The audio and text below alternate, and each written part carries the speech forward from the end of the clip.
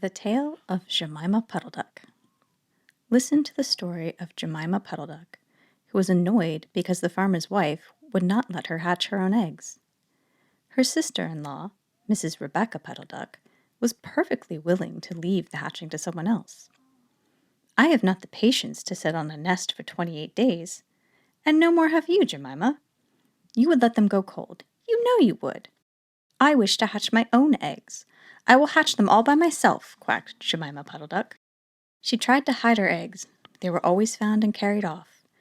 Jemima Puddleduck became quite desperate. She determined to make a nest right away from the farm. She set off one fine spring afternoon along the cart road that leads over the hill. She was wearing a shawl and a poke bonnet. When she reached the top of the hill, she saw a wood in the distance. She thought that it looked like a safe, quiet spot. Jemima Puddleduck was not much in the habit of flying. She ran downhill a few yards, flapping her shawl, and then she jumped off into the air. She flew beautifully when she had a good start. She skimmed along over the treetops until she saw an open place in the middle of the wood, where the trees and brushwood had been cleared. Jemima alighted rather heavily, and began to waddle about in search of a convenient dry nesting place. She rather fancied a tree stub amongst some tall foxgloves. But, seated upon the stump, she was startled to find an elegantly dressed gentleman reading a newspaper. He had black prick ears and sandy-colored whiskers. "Quack," said Jemima Puddleduck, with her head and her bonnet to one side. "Quack." The gentleman raised his eyes above his newspaper and looked curiously at Jemima. "Madam, have you lost your way?" he said. He had a long, bushy tail, which he was sitting upon, as the stump was somewhat damp. Jemima thought him mighty civil and handsome. She explained she had not lost her way, but that she was trying to find a convenient dry nesting place. "Ah, is that so? Indeed," said the gentleman with sandy whiskers, looking curiously at Jemima. He folded up the newspaper and put it in his coat-tail pocket. Jemima complained of the superfluous hen. "Indeed, how interesting! I wish I could meet that fowl. I would teach it to mind its own business. But as to the nest, there's no difficulty. I have a sack full of feathers in my woodshed. No, my dear madam, you will be in nobody's way. You may sit there as long as you like," said the bushy, long-tailed gentleman. He led the way to a very retired, dismal-looking house amongst the foxgloves. It was built of faggots and turf, and there were 2 broken pails, one on top of another, by way of a chimney. "This is my summer residence. You would not find my winter house so convenient," said the hospitable gentleman. There was a tumble-down shed at the back of the house, made of old soap-boxes. The gentleman opened the door and showed Jemima in. The shed was almost quite full of feathers. It was almost suffocating, but it was comfortable and very soft.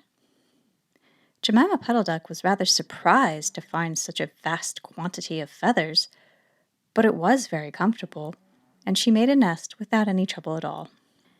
When she came out, the sandy-whiskered gentleman was sitting on a log reading the paper. At least he had spread it out, but he was looking over the top of it. He was so polite that he seemed almost sorry to let Jemima go home for the night. He promised to take great care of her nest until she came back again the next day. He said he loved eggs and ducklings. He would be proud to see a fine nestful in his woodshed. Jemima Puddleduck came every afternoon. She laid 9 eggs in the nest. They were greeny white and very large. The foxy gentleman admired them immensely. He used to turn them over and count them when Jemima was not there. At last Jemima told him that she intended to begin to sit the next day. "And I will bring a bag of corn with me, so I'll need never leave my nest until the eggs are hatched. They might catch cold," said the conscientious Jemima.